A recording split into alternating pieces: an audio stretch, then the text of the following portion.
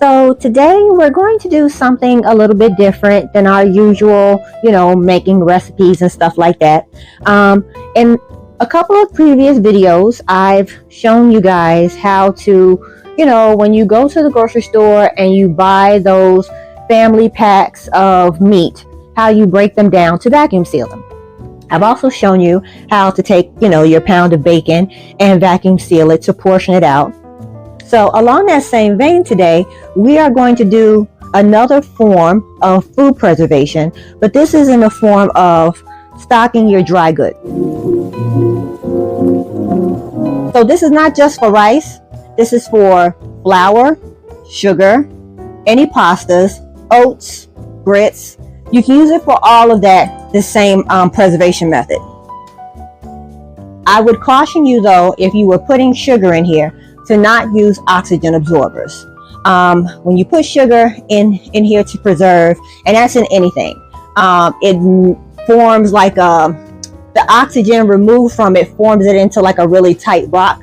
Like when you have your brown sugar, if you don't keep it in an airtight thing, it gets hard. Same thing for sugar. You want to preserve it where you seal it up, but you don't want to put an oxygen absorber in it. It'll just make it really rock hard. All right, so like as I'm rotating my pasta and my rice out, I store in mason jars. And how I do that is I use the wide mouth mason jars. That's just a personal preference of mine. So I'll fill it up to the rim there.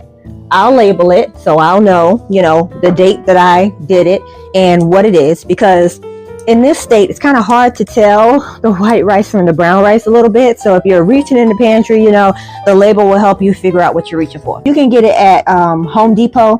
You can get them cheap at some wholesale like Costco and stuff like that. They have the food grade buckets. But you put it in here, you seal it up.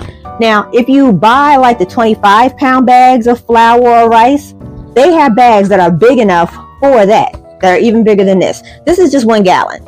So you can get it bigger to accommodate that, and you can put it in the bucket, and then you have it for your family to use for the future, because we don't know what the end of this year is going to look like.